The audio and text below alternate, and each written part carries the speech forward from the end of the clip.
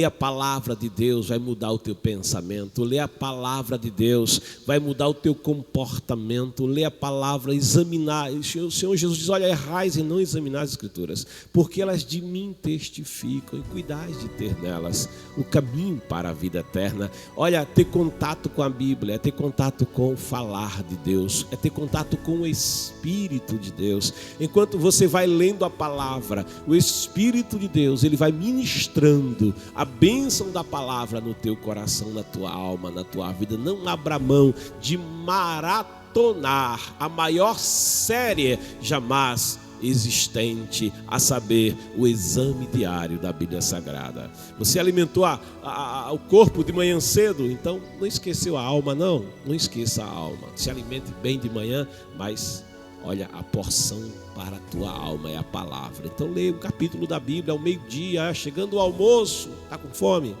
Se alimente bem, tá bom? Mas não esqueça, a tua alma também tem necessidade. A minha alma tem sede. A minha alma tem sede de Deus. Alimente a sua alma com as águas de salvação. Pegue mais uma porção da Bíblia e se alimente. À noite você janta, mas não deixe a tua alma faminta. Alimente-se da palavra. 3 porções diárias. Estou receitando para você, viu? É a nutrição espiritual para a tua vida. E ao final do ano você terá lido toda a palavra de Deus. Coisa gloriosa. Isso vai te abençoar tremendamente. Vai abençoar teus filhos. O meu filho Aron ainda é criança, mas diariamente ele lê a palavra. Aliás, ele começou a desenrolar a leitura lendo a palavra. Eu sento com ele e digo: ele tem uma Bíblia infantil, né? Ele é criança ainda, não é? O Aron é 9 anos, então eu digo: olha, senta aqui perto do papai, vamos lá. Ele, no começo foi difícil lá, no princípio, criou Deus, né? Mas hoje ele já pega a Bíblia, já lê, papai. Coisa boa. Os meus 2 filhos, o Aron e o Adam, diariamente eu pergunto sério: já leram a palavra? E o pai tem que perguntar, né? Glória, guia a criança no caminho que deve andar, e até a idade adulta não se desviará dele. Eu quero te convidar a palavra em Gênesis capítulo 15. Tome comigo a Bíblia, livro do Gênesis capítulo 15, fazendo aquela sequência na qual estamos meditando de Abrão a Abraão. A partir do versículo 8, aonde paramos na última meditação que fizemos, fomos até do 1 ao 7, agora do 8, faremos leitura do 8 em diante, onde nos diz a palavra do Senhor: indagou-lhe Abrão: ó soberano, Senhor, como posso saber que tomarei posse desta terra? Então ordenou-lhe o Senhor: toma-me uma novilha, uma cabra e um cordeiro, cada qual de 3 anos de vida, e também uma rolinha e um pombinho. Abrão trouxe todos esses animais, cortou-os ao meio e colocou cada metade em frente à outra parte. As aves, no entanto, ele não cortou. Em seguida, aves de rapina começaram a descer sobre os cadáveres expostos, mas Abrão as enxotava. Ao pôr do sol, Abrão foi tomado de um sono profundo, e eis que vieram sobre ele trevas densas e assustadoras.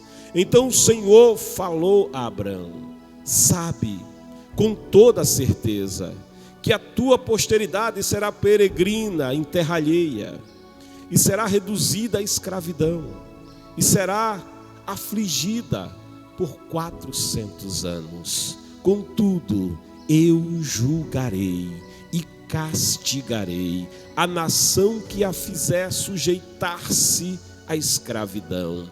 E depois de muitas aflições, teus descendentes sairão livres, levando muitas riquezas.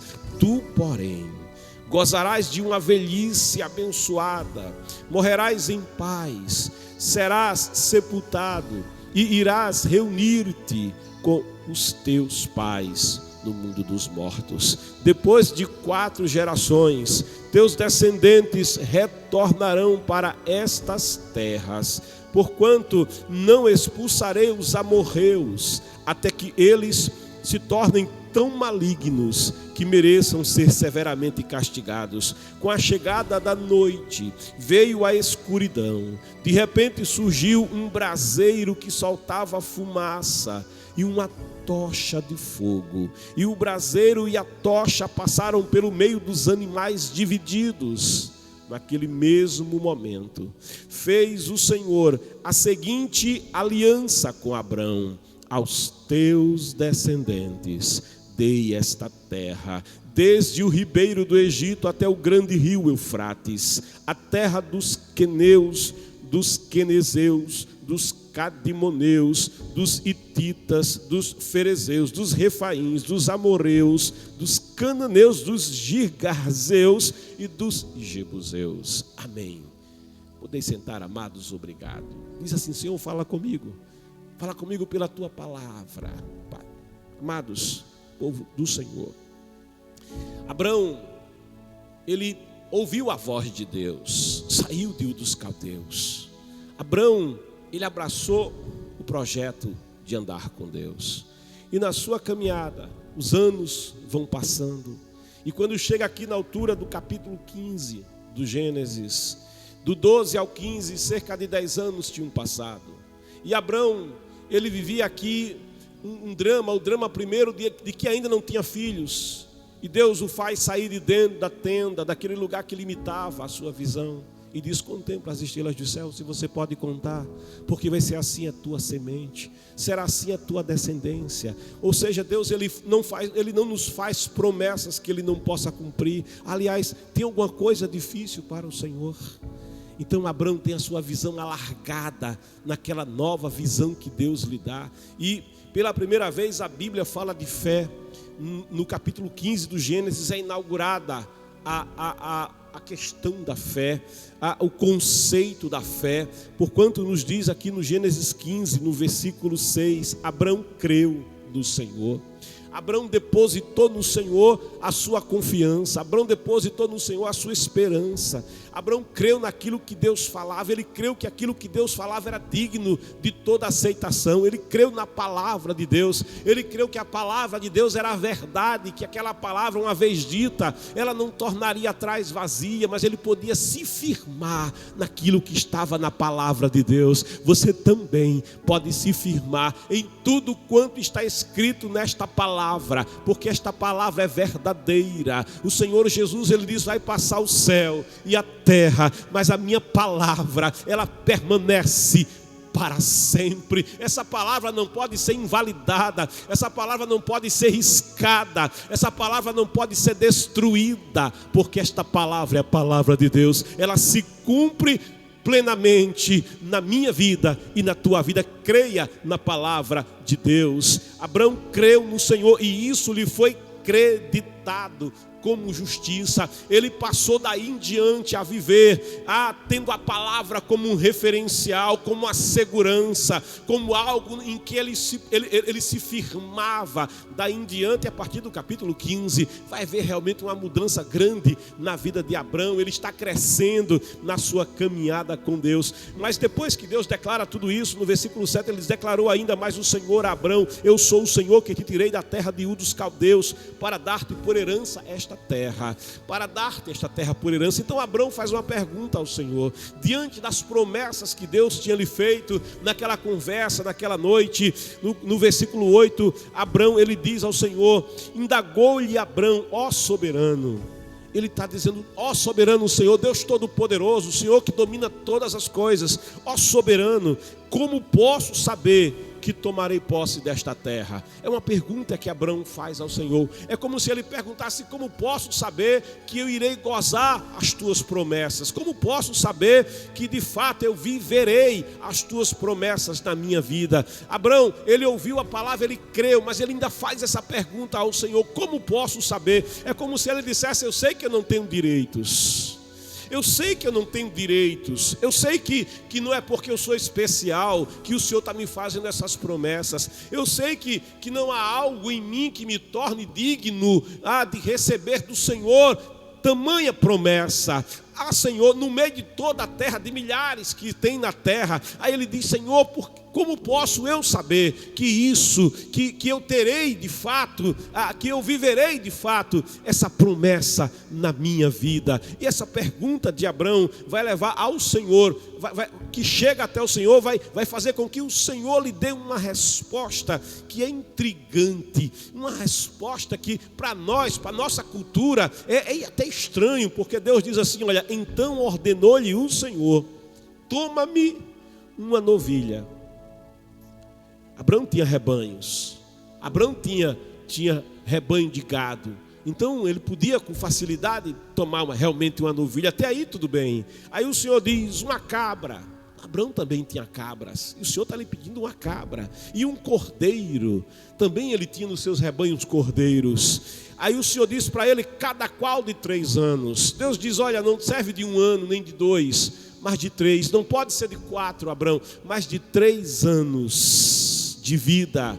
E também uma rolinha e um pombinho.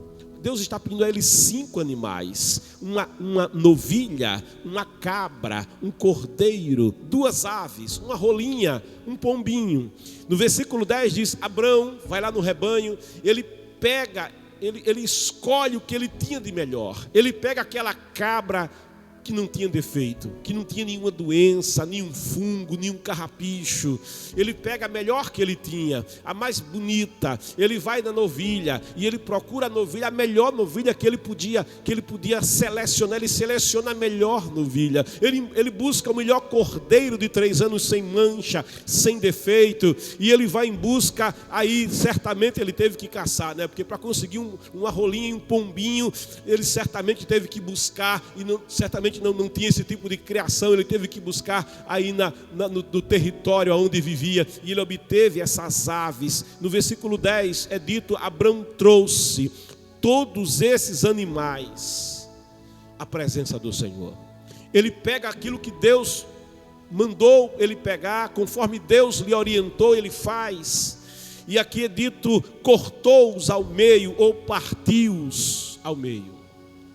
Ele parte a novilha ao meio, ele parte a cabra ao meio, ele parte o cordeiro ao meio. As aves ele não vai partir, as aves ele vai deixar intactas. É dito: partiu-os ao meio e colocou cada metade em frente à outra parte. Ele vai colocando de um lado uma metade, do outro a metade da novilha, mais adiante uma metade da cabra de um lado, a metade da cabra do outro, mais adiante ele coloca a metade de um cordeiro, quem sabe à esquerda, vamos dizer assim, à sua esquerda, e metade do cordeiro à sua direita.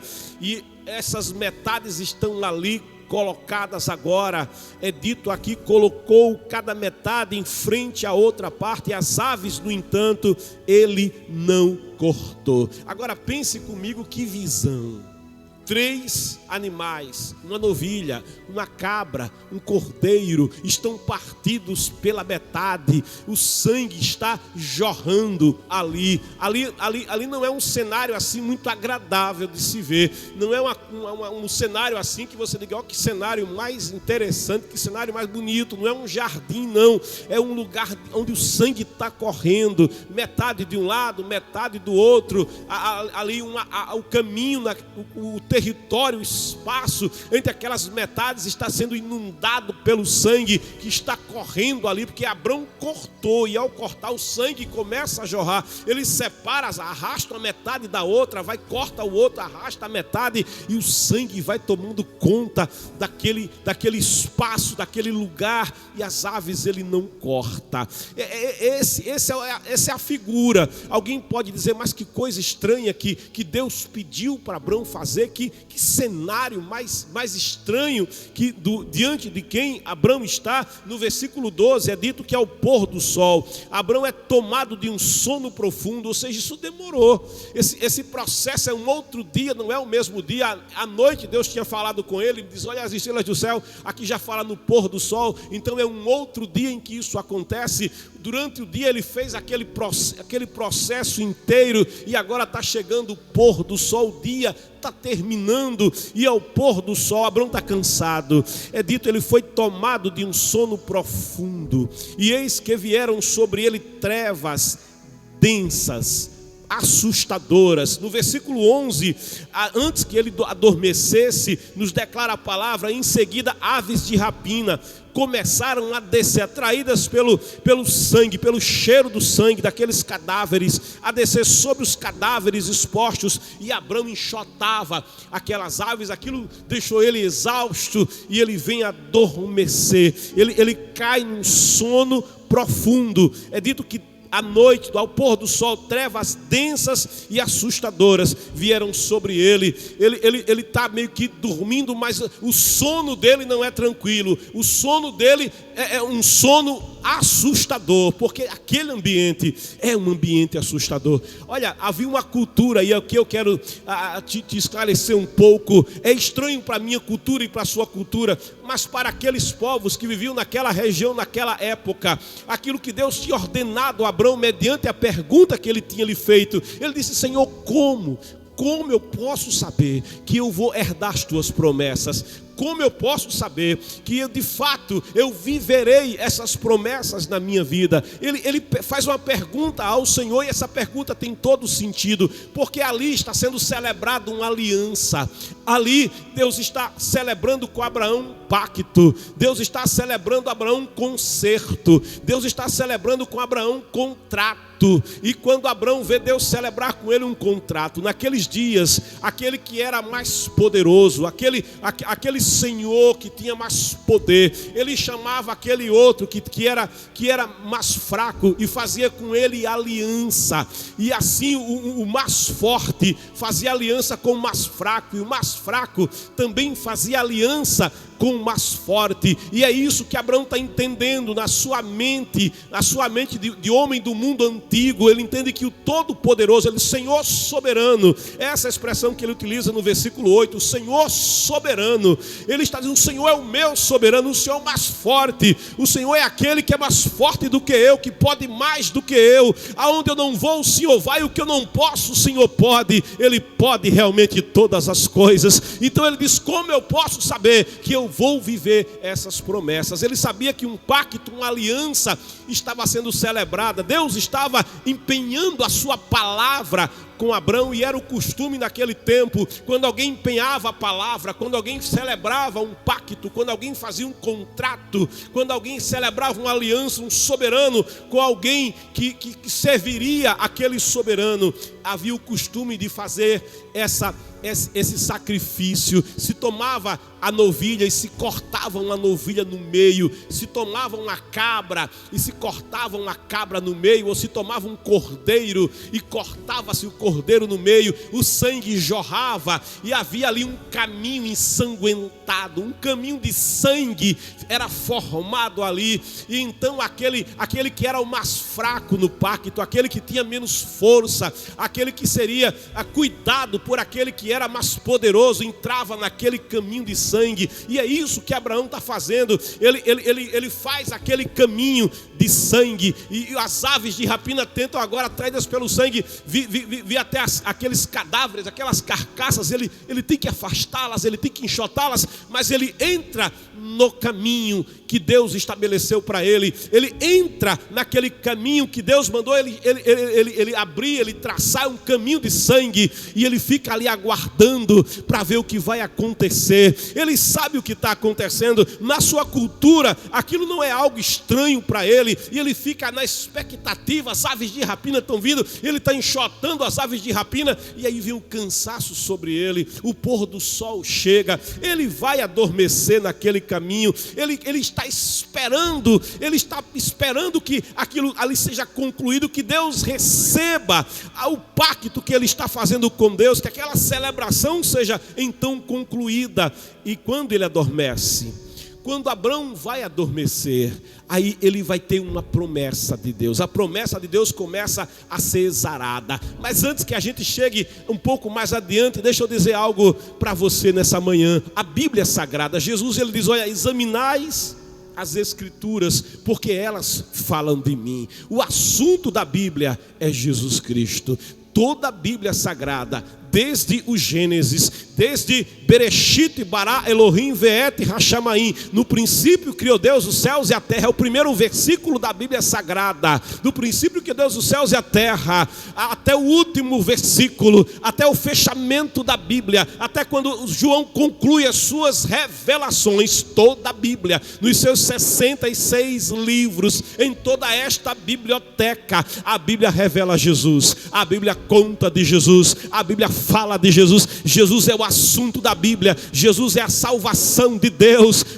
Jesus é aquele que revela que Deus ele te ama, que Deus ele me ama, que Deus ele veio, ele proveu salvação para mim, ele proveu salvação para a tua vida, que ele enviou o seu filho ao mundo para que o mundo fosse salvo por ele. Ele disse, eu vim buscar e eu vim salvar o que estava perdido. E a Bíblia no Antigo Testamento, que é sombra, o Antigo Testamento é uma sombra das coisas que haveriam de acontecer. O Antigo Testamento tem figuras, tem uma simbologia que aponta aquilo que aconteceria no futuro, porque Deus, ele age em um tempo diferente do meu tempo. Deus, ele age em um tempo diferente do teu tempo. Eu estou preocupado com o dia de hoje. Eu estou olhando, hoje de manhã, quando eu acordei, eu achava que hoje era dia 30, Kennedy, hoje é 28. Eu estava com a minha cabeça, já estava adiantado o tempo, e eu parei para dizer, não, hoje é 28. Eu trabalho no calendário gregoriano. Deus, ele não opera no calendário gregoriano. O tempo de Deus é eterno. Deus não depende do tempo. Para ele, um dia é como 1000 anos, e 1000 anos é como um dia só. Ele tem todo o poder. Ele não envelhece.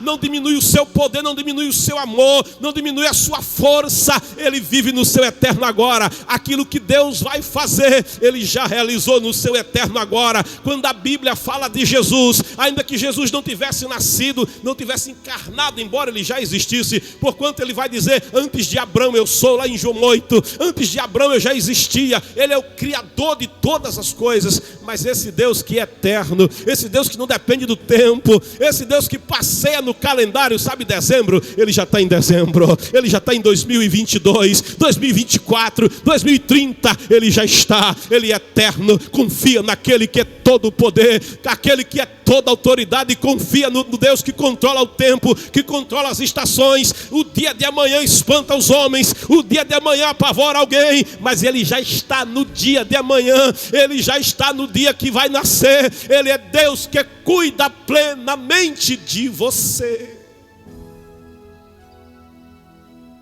Quando a Bíblia fala de Jesus em Gênesis 15, quando a Bíblia aponta para Jesus em Gênesis 15, aponta numa linguagem figurada. De modo que, quando Deus diz para Abraão, toma, Abraão, a novilha, toma, Abraão, uma cabra, toma, Abraão, um cordeiro, toma, Abraão, uma rolinha, toma, Abraão, um cabrito. Esses animais, eles falam de Jesus, eles apontam para Jesus. Quando você pensa na novilha, você pensa naquele animal robusto, você pensa naquele animal que tem muita força.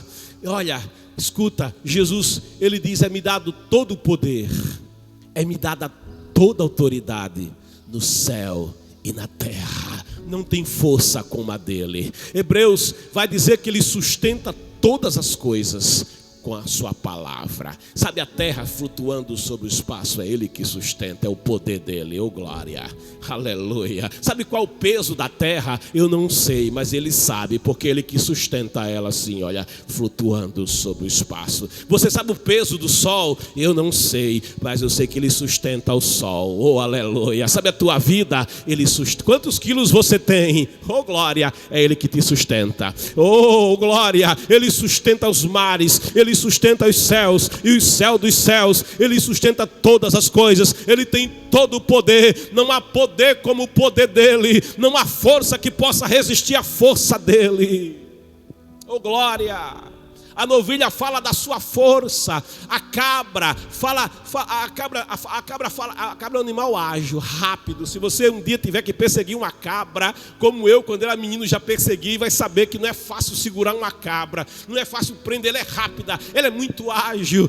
O profeta Isaías, ele nos diz que quão formosos os pés, e é falando de Jesus, daquele que anuncia as boas novas do Evangelho. Ele diz: quão formosos sobre os montes, o servo, a cabra, pula sobre os montes, sobre as pedras. Fala de agilidade. Jesus, ele com muita agilidade, em 3 anos, oh aleluia, em apenas 3 anos de ministério, Jesus, ele trouxe o Evangelho para todo o seu país, e a palavra que ele trouxe para a Judeia, para a Galileia, para a Samaria, para Decápolis, essa palavra foi além do território, essa palavra excedeu a sua própria nação, de modo que até os gregos queriam conhecer Jesus, queriam saber quem era Jesus. Pessoas vinham de todo lugar, atraídos pelo pregador da Galileia. Oh glória, oh aleluia. Em 3 anos aquela nação foi sacudida, foi sacudida pelo poder de Deus, porque Jesus, a palavra de Deus, Jesus o verbo vivo, ele anunciava a palavra de Deus, ele anunciava o Evangelho da vida, ele anunciava que Deus amou o mundo de tal maneira, ele anunciava que Deus queria salvar o homem, ele anunciava que havia esperança para o homem, que havia salvação para o homem, que havia redenção para o homem, que a promessa de Deus feita para Abraão, ela ia se cumprir, e ele estava ali para cumprir aquela promessa. Esse Evangelho está vivo até hoje. Ninguém para o Evangelho. Não tem projeto como o projeto do Evangelho. Buda morreu, Maomé morreu, os grandes filósofos morreram, Karl Marx, o marxismo, que ainda hoje alguém fala, Karl Marx morreu, aqueles que diziam, eu vou tirar o Deus que mora lá em cima, estão sepultados e morreram, a cortina de ferro caiu por terra, e o Evangelho avançou e avança sobre toda a terra, porque esta palavra é a palavra de Deus, ela não pode ser segurada, ela não pode ser retida, e quem crê nessa palavra é transformado, quem crê no poder dessa palavra é regenerado. Jesus, a cabra fala dessa agilidade que o Evangelho tem, dessa agilidade que havia em Jesus. Em 3 anos, rapidamente, ele evangelizou toda a sua nação. Em 3 anos, ele impactou todo aquele território. Olha, e até a mulher cirofenícia queria Jesus, e ele disse: não é lícito tirar o pão dos filhos e dar aos cachorrinhos, é só para Israel. Mas o Jesus era tão ágil, que mesmo lá na Cirofenícia, eles queriam Jesus, e aquela mulher dizia: Senhor, mas a migalha me serve, se eu não posso sentar na mesa, me dá um pouquinho da migalha. Comanda. E Jesus para e diz: ó mulher, grande é a tua fé, vai, seja feito como você quer. Oh aleluia. E a força das trevas que oprimia a filha daquela mulher, o demônio que oprimia, porque ela dizia: minha filha já é terrivelmente possessa, oprimida, ninguém pode fazer nada. Mas ele diz: vai ser feito como você quer. Jesus nem vai na casa da mulher, mas a palavra dele tem poder, a palavra dele tem poder. O demônio tem que sair, as trevas têm que recuar. E a mulher, quando chega em casa, encontra a filha dormindo, Sueli, dormindo. Oh glória. Em paz eu me deito tranquilo nos braços do meu Pai, porque só tu, Senhor, me fazes habitar com segurança. Que coisa linda é a palavra de Deus. Ele tem agilidade, ele tem poder. Sabe o cordeiro? O cordeiro fala de Jesus. O cordeiro fala de Jesus. Se você notar, todos esses animais têm 3 anos. Jesus, quando a Bíblia fala de cordeiro, e eu gostaria de ler textos, mas hoje eu vou me policiar por causa do tempo, mas eu vou citar para você apenas alguns textos da Bíblia. Quando a Bíblia em Êxodo fala de cordeiro, Êxodo 12, Êxodo 29, Números 28, se fala em cordeiro. Sempre se diz cordeiro de 1 ano, cordeiro da Páscoa, cordeiro de 1 ano. Mas aqui, quando Deus fala dos animais, ele diz de 3 anos. Por que 3 anos? Porque João Batista, lá em João 1,29, quando Jesus vai passando, era o filho de José. Quando Jesus vai passando, é irmão de Tiago, é irmão de Judas. Quando Jesus vai passando, é o tecton, é o trabalhador em obras, é o marceneiro, não é? É o carpinteiro. Ele não era marceneiro, não fazia móveis, ele era carpinteiro. Carpinteiro não faz móveis. Oh, glória. Então a gente acha que ele fazia móveis, mas ele não faz, ele era carpinteiro. Ele trabalhava, ele era tecton, a palavra, ele trabalhava com construções. Quando ele vai passando, era um construtor, era um trabalhador passando. Mas quando João Batista, conforme diz a palavra pela boca de Jesus, o maior profeta nascido, o maior profeta jamais levantado, olha para ele. João tem revelações que nenhum profeta teve, porque João ele viu acontecer e ele entendeu o que acontecia. Aquilo que os saduceus, os fariseus não entendiam, os religiosos não entendiam, era claro para João. Quando Jesus vai passando, não é o Nazareno que está passando. Quando Jesus vai passando, ele aponta o dedo de profeta e ele diz: eis aí o Cordeiro de Deus, eis aí o Cordeiro de Deus que tira o pecado do mundo. Eis aí, ele não é um homem comum. Quem está passando aí não é um carpinteiro qualquer. Quem está passando aí é o Cordeiro de Deus. Quem está passando aí é o Verbo que se fez carne. Ele é a salvação de Deus. Eu não sou digno de pegar nas suas alparcas. Quem está passando aí é maior do que eu. Quem está passando, ele está passando aí. Ele também está passando aí onde você está. Eita, sinta a presença daquele que passa pela tua vida. Oh, glória. Mas dali 3 anos, alguém olhou, Kennedy, viu um homem. Mas João olhava e via um cordeiro. Mas Israel sabia o que era um cordeiro. Era o cordeiro que pela manhã era oferecido lá no templo em sacrifício. Era o cordeiro que à tarde também era oferecido ao Senhor no templo, diariamente em sacrifício. Era o cordeiro que apontava o Cordeiro de Deus. Oh, aquele que viria para consumar todas as coisas na cruz do Calvário. Esse Cordeiro fala dele. Sabe, Pedro na sua carta, ele diz que ele é o Cordeiro morto. Eu gosto disso, eu gosto dessa revelação de Pedro. Desde antes da fundação do mundo. Que coisa gloriosa. Antes que o mundo existisse, antes que os alicerces da terra fossem estabelecidos, antes que houvessem os mares e os céus, oh aleluia, antes que houvesse vida nesse planeta, e o Cordeiro de Deus já estava morto, desde antes da fundação do mundo. Aí você diz: mas como é que estava morto? É que Deus, ele age no seu eterno agora. Deus, ele age no seu eterno agora. Deus, antes que criasse todas as coisas, ele sabia que o homem ia cair, ele sabia que o homem ia fracassar lá no Éden, mas ele não desiste do homem porque o homem cai. Ele não desiste do homem porque o homem fraqueja. Ele não desiste do homem porque o homem desiste. Deus não desiste daquele que desiste. Recebe a palavra. Deus não vai desistir de você porque você está desistindo de Deus. Deus não vai desistir de você porque você está desistindo da fé. Desiste de desistir. O Deus que não desiste de você. Oh, glória! É por isso que antes de criar todas as coisas, sabendo o que ia acontecer, e amando ele, o homem como ele ama de tal maneira, ele diz: a quem enviarei? Isso é revelado em Isaías capítulo 6. A quem enviarei? É aquela reunião da Trindade. É o Senhor dizendo: a quem enviarei? Quem há de ir por nós quando o homem cair? Aí é Jesus, é Jesus, é Jesus. Porque Deus olhou dos céus à terra e ele procurou um justo. Ele olhou nos dias lá de Adão, nos dias de Noé, não viu. Ele olhou na geração que viria depois do dilúvio e ele procurou um justo. Ele procurou um que pudesse, e não tinha ninguém, nem homem, nem mulher, nem padroeiro, nem padroeira, nem rei, nem rico, nem pobre, nem preto, nem branco, nem amarelo, nem vermelho. Ninguém era digno de olhar para o livro. Ninguém era digno de contemplar os seus 7 selos. Ninguém, nem no céu, nem da terra, nem debaixo da terra. Ninguém. Aí Deus olhou e não viu um justo, porque todos pecaram e destituídos estão da sua glória. Aí o Senhor diz: a quem enviarei? A quem há de ir por nós? Aí o filho nessa hora diz: Pai, eis-me aqui, eu serei o Cordeiro, eu serei o teu Cordeiro, eis-me aqui, envia-me a mim, eis-me aqui, envia-me a mim, porque cumprirei a tua vontade na terra. É por isso que lá em João 10 ele diz: é por isso que o Pai me ama. É por isso que o Pai me ama, porque eu dou a minha vida pelo resgate do pecador. Oh glória, oh aleluia, que coisa gloriosa. O Cordeiro fala dele. O Cordeiro aponta para ele, Cordeiro de Deus. Isaías 53 diz que ele foi moído.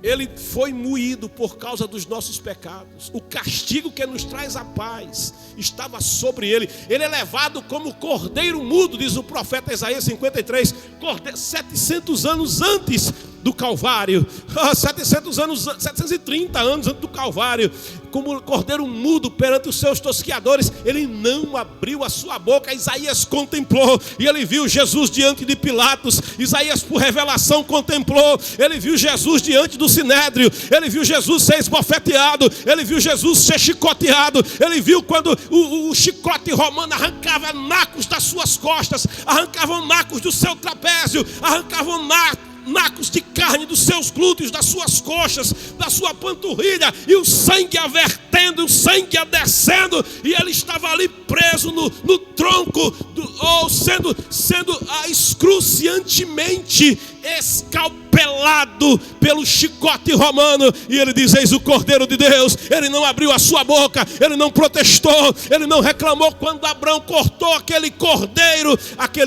pode ter reclamado, aquele cordeiro pode ter chorado, mas Jesus, ele foi como cordeiro, não abriu a sua boca, não protestou, não reclamou. Ele poderia ordenar e 12 legiões de anjos viriam em seu socorro, mas ele estava cumprindo a vontade do seu Pai para resgatar o pecador, para que você entrasse no gozo das promessas de Deus para a tua vida. Abraão faz a pergunta: como eu saberei que poderei, Senhor, gozar a viver as tuas promessas na minha vida? E Deus manda ele fazer esse caminho. É um caminho de sangue, é um pacto de sangue. E naquela cultura, o menor entrava no pacto, o menor entrava no corredor. Mas olha, quem entra no corredor, quem entra no pacto, quem entra no caminho, nesse caminho de sangue, quem adentra este caminho, está fazendo uma aliança, com aquele que pode mais. E aquele que pode mais, ele cuida daquele que pode menos. Aquele que pode mais protege o que, oh glória, protege o que pode menos. Recebe aí: aquele que habita no esconderijo do Altíssimo, a sombra do Onipotente descansará. Direi do Senhor: ele é o meu Deus, ele é o meu refúgio, ele é a minha fortaleza. Nele, somente nele eu esperarei. Adora, Brasil, espera nele, Brasil. Oh, aleluia!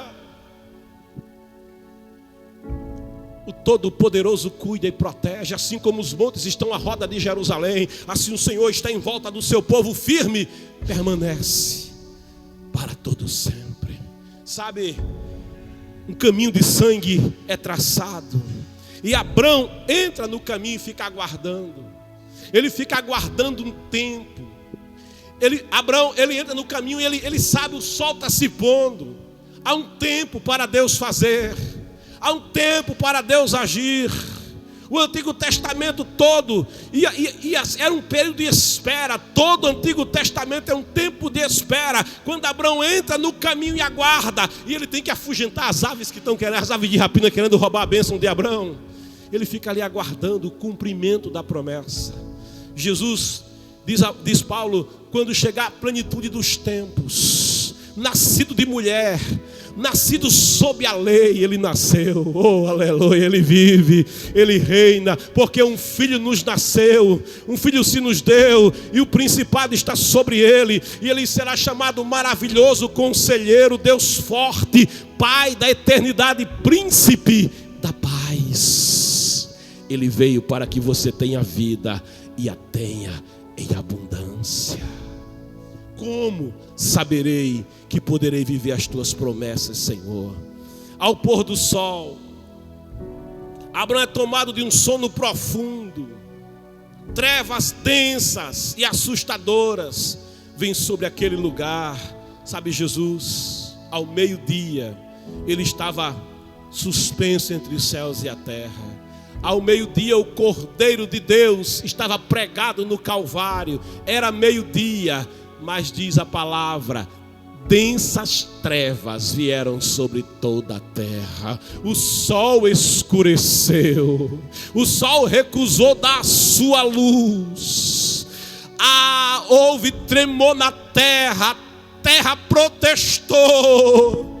A terra protestou que o seu Criador estivesse pendurado no madeiro. A terra, quando sentiu o impacto do sangue vertendo sobre ela, jorrando sobre ela, a terra que foi maldita por causa do pecado do homem da queda, a terra, ela protestou. A terra sentiu o impacto do sangue do Cordeiro de Deus que tira o pecado do mundo. Oh glória! Oh glória! Abraão está vivendo. Jesus, ele diz: Abraão contemplou o meu dia. Abraão está contemplando aquele dia também. Abraão está tendo visão de Deus, daquilo que vai acontecer no futuro. Como saberei que poderei gozar as tuas promessas, Senhor?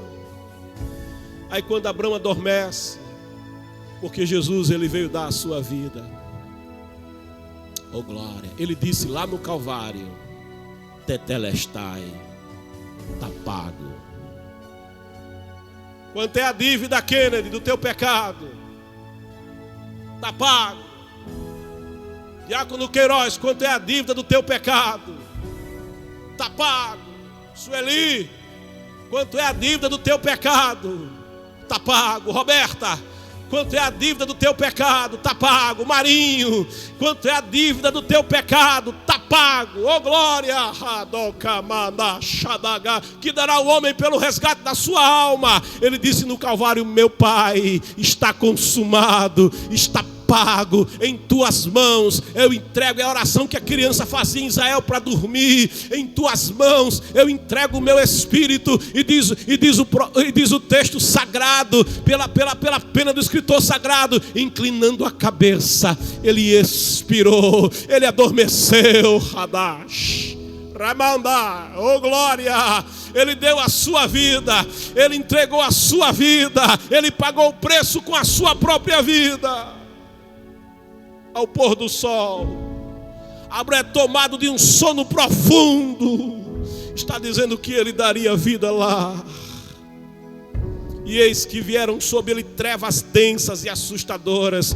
Ele vai descer a zona da sombra da morte. Ele vai ao seio de Abraão. Ele vai ao seio de Abraão que dormiu na promessa. Ele vai ao seio de Abraão que adormeceu aguardando o dia da sua redenção, de ir para o paraíso na presença do Deus Todo-Poderoso. Ele também vai até o inferno. Oh glória!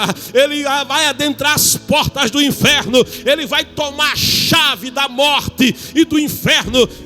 Ele vai colocar o pé em cima da cabeça da antiga serpente, tirando toda a sua autoridade, a autoridade que ele tomou lá no Éden. Ele diz: é-me dado todo o poder, legitimamente, e toda a autoridade no céu e na terra. Como saberei que eu vou viver as tuas promessas, Senhor? Como saberei? Sabe, Abraão, enquanto esperava, as aves de rapina queriam vir sobre a sua oferta, queria tomar aquilo que estava consagrado ao Senhor.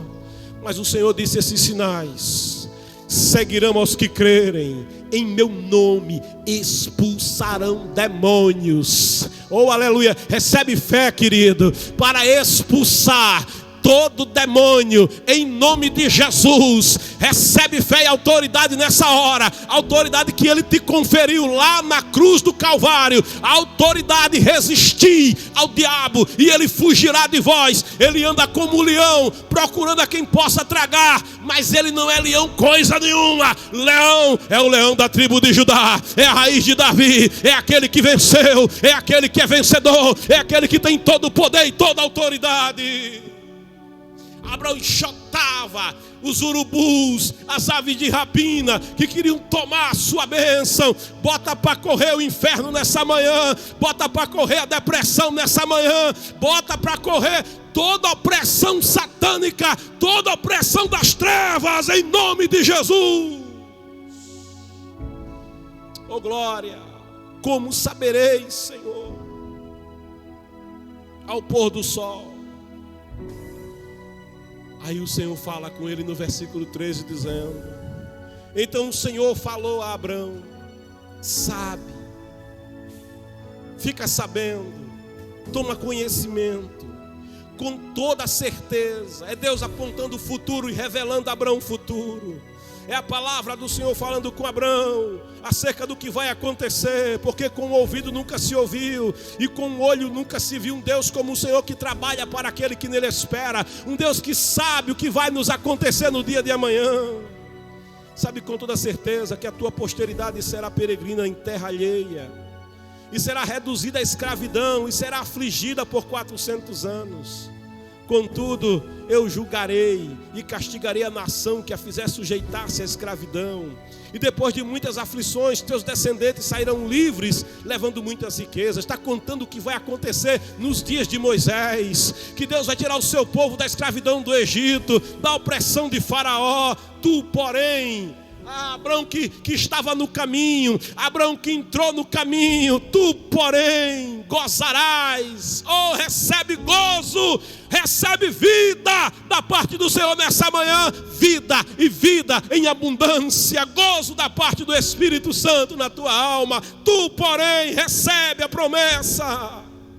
Gozarás de uma velhice abençoada. Sabe o que é bênção? É autoridade para ser próspero, é autoridade para prevalecer, é autoridade para dar certo. Recebe bênção de Deus agora. Recebe a bênção do Senhor sobre a tua vida. Recebe a bênção sobre a tua saúde. Recebe a bênção sobre a tua família. Recebe a bênção sobre o teu trabalho. Recebe a bênção sobre os teus projetos e sobre os teus sonhos. Receba a bênção do Senhor para viver uma vida feliz em novidade de vida. Tu, Abraão, gozarás de uma velhice abençoada, morrerás em paz. Quem anda com o príncipe da paz tem esta paz. Pandemia não tira a tua paz, crise não tira a tua paz, tempestade não tira a tua paz, porque nada, está escrito nada, o que é que nos separará dele? Vai ser a morte, vai ser a espada, vai ser a fome, vai ser a nudez, vai ser a crise, vai ser a altura, vai ser a profundidade, vai ser o presente, será o porvir, serão os principados, serão as potestades. A palavra diz nada, nada, nada, nada, nada, recebe nada, nada, nada vai te separar, nada vai te separar do amor de Deus, do príncipe da paz, que te enche com paz nesta manhã gloriosa. Paz. Vai viver em paz, vais morrer em paz, serás sepultado, irás reunir-te com os teus pais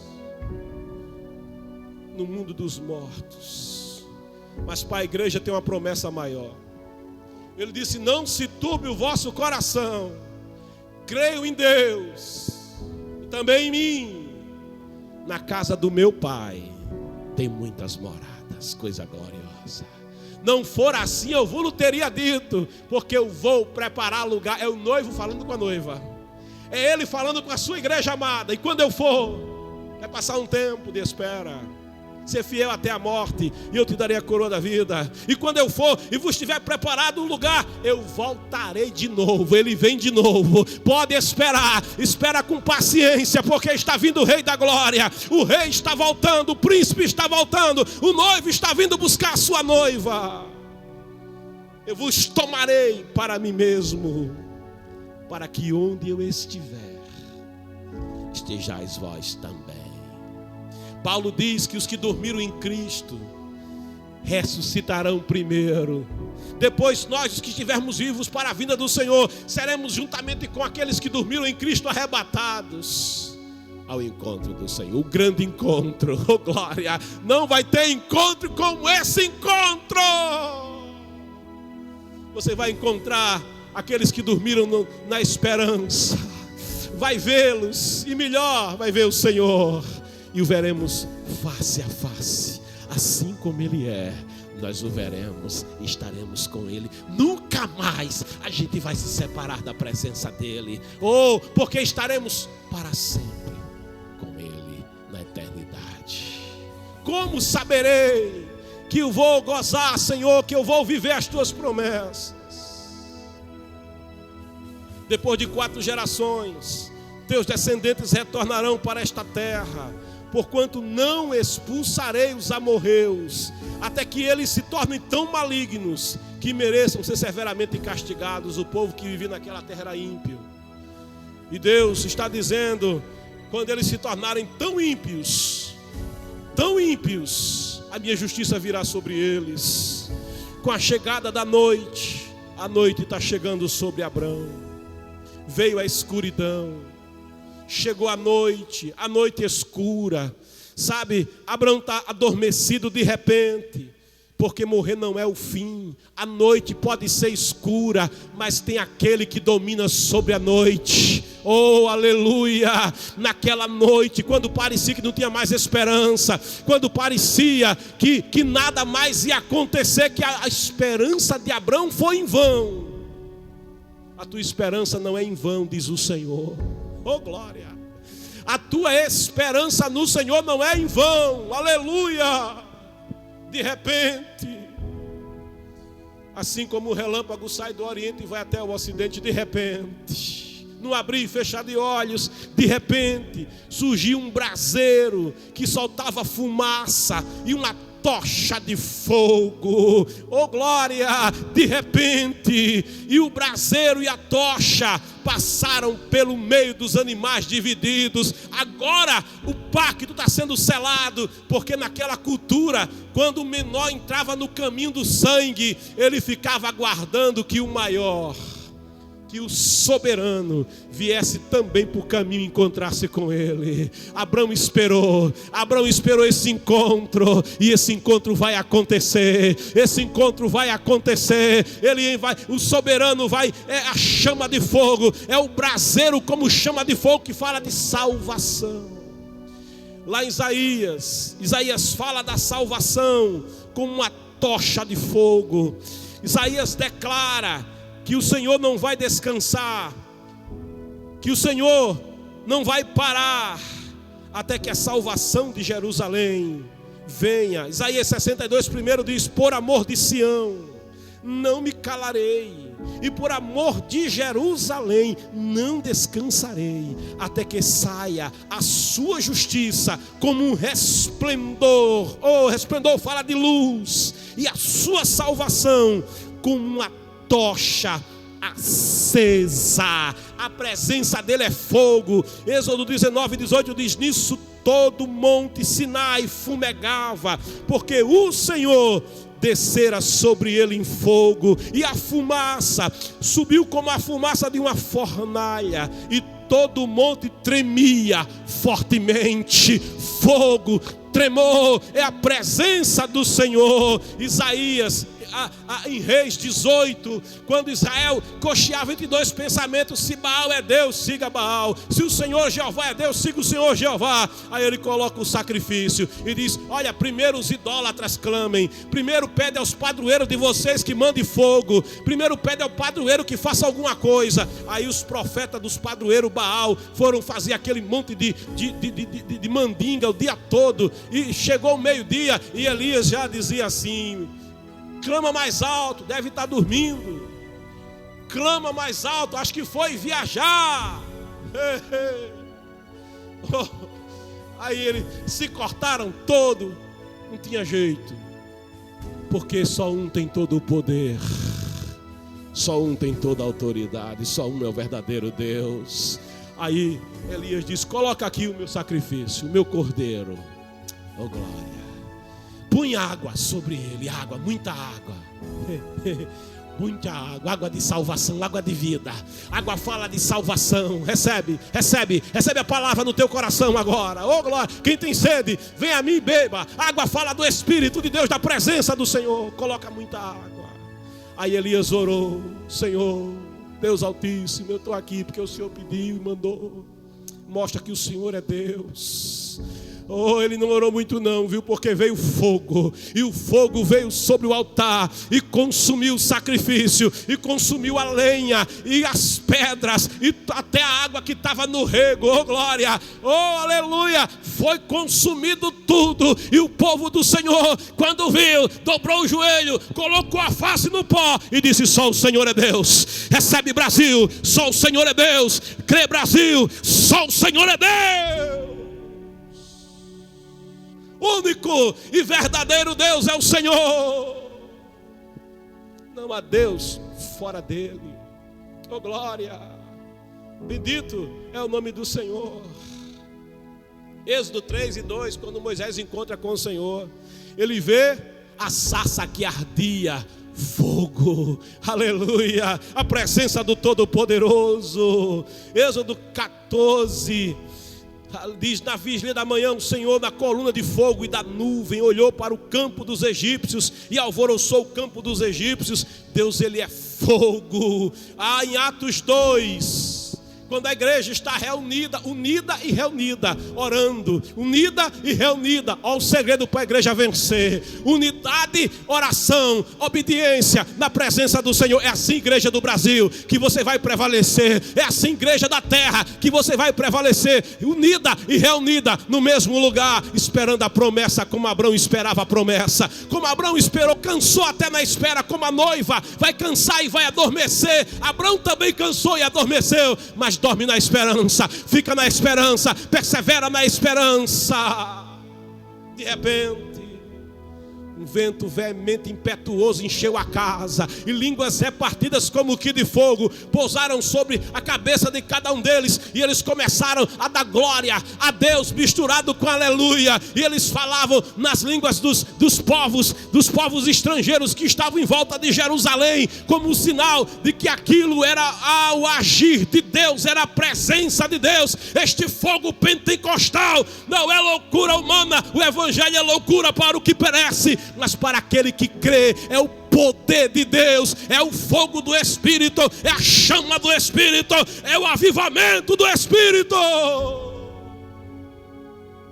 Abraão, de repente ele vê, surge aquele braseiro que soltava fumaça, uma tocha de fogo, e o braseiro e a tocha passaram no meio dos animais, passou no caminho. É Deus dizendo: eu velo pela minha palavra para cumprir. Eu estou estabelecendo uma aliança, Abraão, uma aliança com você. Eu vou cumprir na tua vida, Abraão, todas as minhas promessas.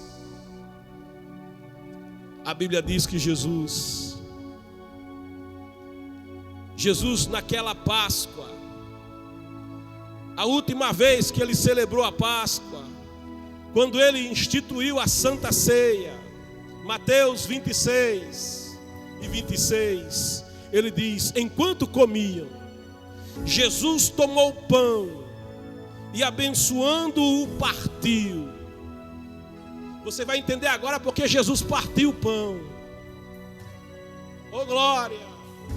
Por causa do caminho que estava sendo aberto, por causa do caminho que foi aberto, o caminho do sangue ia ser aberto agora para a igreja. Um caminho novo estava sendo aberto, ele está partindo o pão.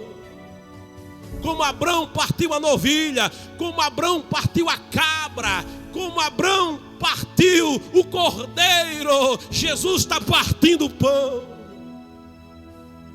Enquanto comiam, Jesus tomou o pão, abençoando, partiu e deu aos discípulos, dizendo: tomai e comei, isto é o meu corpo. E tomando um cálice, rendeu graças e deu-lhe, dizendo: bebei dele todos, pois isto é o meu sangue. É o sangue do pacto, é o sangue da aliança, o qual é derramado por muitos para a remissão dos pecados. Tem liberdade de Deus para você, tem milagre de Deus para você, tem providência de Deus para você. Como saberei que eu vou viver essas promessas? 1 Coríntios 11, 23, porque eu recebi do Senhor o que também vos entreguei, que o Senhor Jesus, na noite que foi traído, tomou o pão, e havendo dado graças, o partiu e disse: isto é o meu corpo, que é por vós. Fazei isto em memória de mim. Semelhantemente, depois de cear, tomou o cálice, dizendo: este cálice é o novo pacto, é a nova aliança no meu sangue. Não é o sangue do novilho, não é o sangue da cabra, não é o sangue do cordeiro, não é o sangue dos animais, é o novo pacto no sangue do Filho de Deus, do Cordeiro de Deus. Não é mais a sombra, não é mais a figura, não é mais o símbolo daquilo que havia de acontecer para avivar a esperança daquele que espera. Agora é a realização, agora é a consumação, agora é o sangue do Filho de Deus, agora é o sangue do Cordeiro de Deus. Oh, aleluia! Agora não é uma aliança que pode ser quebrada, agora é uma aliança eterna, agora é uma aliança que não pode ser mais invalidada. Este, aleluia, oh glória, este é o novo pacto no meu sangue. Fazer isto todas as vezes que o beberdes, em memória de mim. Porque todas as vezes que comerdes deste pão e beberdes do cálice, estareis anunciando a morte do Senhor até que Ele venha. Tem uma espera, Ele virá e não tardará. Mais um pouquinho de tempo, igreja, e Ele virá te buscar, igreja do Senhor. Você pode olhar para tudo isso e dizer: mas é assim no sangue, é assim no caminho do sangue. Não tem um jeito mais bonito, não tem um jeito assim mais romântico, uma filosofia, um mantra, aquele negócio, como é que chama? Um incenso para queimar, um cheiro gostoso, num ambiente floral. Tem não. O caminho é esse. João 14,6, Jesus diz: eu sou o caminho, a verdade, a vida. Ninguém vem ao Pai senão por mim. É Deus, é o verdadeiro Deus quem estabeleceu o caminho. É o verdadeiro Deus quem estabeleceu o caminho para a tua salvação. É o verdadeiro Deus quem te abriu a porta da vida. E é Ele mesmo que pagou o preço pela tua alma. É Ele mesmo que pagou o preço pela tua redenção. É Ele mesmo que derramou o sangue e deu a vida pelo teu resgate. Alguém diz: será que eu não posso ir lá na reencarnação, lá no kardecismo? É tão bonito lá, uma mesa branca, todo mundo reunido, dão as mãos. É um negócio tão bonito. Pode ser até bonito, mas não salva.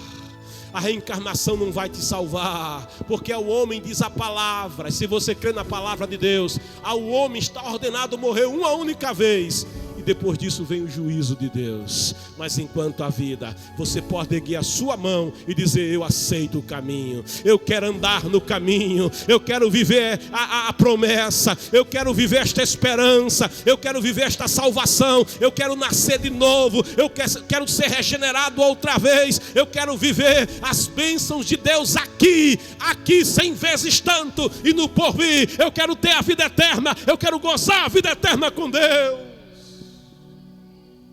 Alguém pode dizer: será que não tem um ídolo bonito, bem pintado, com olho de vidro cristalino, bem desenhado, colocado no andor, numa parede? É tão agradável. Será que não pode ser esse caminho? Não. O caminho é o caminho do sangue mesmo. Os judeus se escandalizaram com a cruz. João 6 diz a palavra. Eu vou passar só um pouquinho de tempo, viu, Kennedy? Oh glória, ele está me vigiando ali e o tempo está passando mesmo. Mas eu quero ler a palavra com você, te dizendo, João 6,51. Jesus falando: eu sou o pão vivo que desceu do céu. Se alguém comer deste pão, viverá para sempre. É o corpo do Senhor. E o pão que eu darei pela vida do mundo é a minha carne. Quando Jesus disse isso, os judeus ficaram escandalizados, porque diz a palavra: disputavam pois os judeus entre si, dizendo: como pode esse dar-nos a sua carne para comer? Os judeus ficaram escandalizados. Comer a carne humana.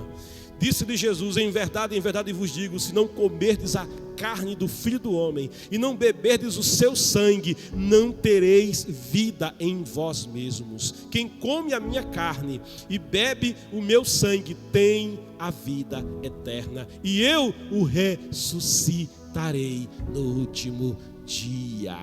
Porque a minha carne verdadeiramente é comida e o meu sangue verdadeiramente é bebida. Quem come a minha carne e bebe o meu sangue permanece em mim e eu nele. Quem tem ele, oh glória, quem tem o eterno vivendo dentro de você não tem como morrer.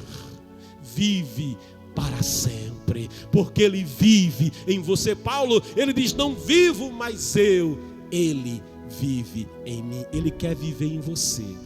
Ele quer fazer em você a sua morada nessa manhã. Estas coisas falou Jesus quando ensinava na sinagoga em Cafarnaum. Muitos, pois, dos seus discípulos, ouvindo isso, disseram: duro é esse discurso, quem o pode ouvir? Comer a carne dele, beber o sangue dele. Mas sabendo Jesus em si mesmo que murmuravam disto, os seus discípulos, disse-lhes isto: vos escandalizar, isto vos escandaliza? Ele perguntando: vocês ficam escandalizados por causa disso, comer a minha carne e beber o meu sangue? Que seria, pois, se visseis subir o Filho do Homem para onde primeiro estava? O Espírito é o que vivifica, a carne para nada aproveita. É por isso que reencarnação não pode te salvar. As palavras que eu vos tenho dito são Espírito e são vida. Mas há alguns de vós que não creem, pois Jesus sabia desde o princípio quem eram os que não criam e quem eram os que haviam de se entregar, de o entregar. E continuou: por isso vos disse que ninguém pode vir a mim se pelo Pai lhe não for concedido. Por causa disso, muitos dos seus discípulos voltaram para trás e não andavam mais com ele, porque não aceitaram o caminho, não quiseram esse caminho, quiseram achar outra solução, talvez o budismo, talvez a filosofia, talvez a Seixonoye, talvez a religião da idolatria, talvez um padroeiro, talvez uma outra forma, talvez um outro caminho. Perguntou então Jesus aos 12: quereis vós também retirar-vos? Eu gosto de Pedro, viu? Respondeu-lhe Simão Pedro: Senhor, para quem iremos nós? Para onde a gente vai, Senhor? Tu tens as palavras da vida eterna. Só Ele tem vida eterna para você, a verdade que liberta. E Ele diz: e nós já temos crido e bem sabemos que Tu és o Santo de Deus. Abraão viu o dia do Senhor e creu Abraão no Senhor, e Abraão creu no Senhor, e isso lhe foi creditado como justiça. Eu te convido nessa manhã, é o convite do Espírito Santo a entrar no caminho. Eu te convido a adentrar o caminho da salvação, a adentrar o caminho da vida. O Senhor tem colocado uma porta de escape para você. Que porta é essa? É a porta chamada Jesus Cristo. Quem entra por essa porta, entrará e será salvo. Ele tem estabelecido um caminho para você andar, um caminho para a tua salvação, um caminho para a tua redenção, para salvar tu e a tua casa, para salvar tu e a tua família, para te tirar da opressão, para te tirar do grilhão da droga, do grilhão do pecado, daquilo que entristece, daquilo que deixa a tua alma asfixiada, porquanto o homem longe de Deus, ele não tem a verdadeira paz, ele não tem a verdadeira vida. Não há alegria, não há paz, não há contentamento, não há gozo. O sujeito pode beber um rio de cerveja da sexta para o sábado, na segunda-feira está arrasado, está acabado, está vazio, está oco. Oh glória! O sujeito pode fumar uma carreta de cigarro, tudo que ele consegue é uma morte, é envenenar o corpo, mas ele continua vazio, oco, infeliz, porque só tem uma coisa que traz anelo para a alma do homem. O sujeito pode picar a aveia e acabar com as veias colocando cocaína, heroína, pode fumar todo o crack que produzir, continua vazio por dentro, continua sem paz, sem vida. Pode até ter dinheiro, continua sem vida. Pode ter fama, continua sem vida, porque só tem uma coisa que preenche o coração do homem. Eu me lembro de uma popstar, quando perguntaram a ela em Nova York, no seu apartamento, em uma entrevista: você é feliz? Aquela mulher no auge da fama, no auge da juventude, ela olha para o repórter e diz: eu não sou feliz, eu não sou feliz. Sabe por quê? Porque só Jesus Cristo, Ele tem a vida, só Jesus Cristo, Ele tem a paz, Ele é o caminho, a verdade e a vida. Entra nesse caminho. Ele te convida: vinde a mim todos os que estáis cansados, os sobrecarregados, os oprimidos, e eu vos aliviarei. Nessa manhã, toma esta decisão. Faz como Abraão: como saberei, Senhor, que eu vou gozar as tuas promessas, que eu viverei as tuas promessas? Entra no caminho. Eu convido o Queiroz para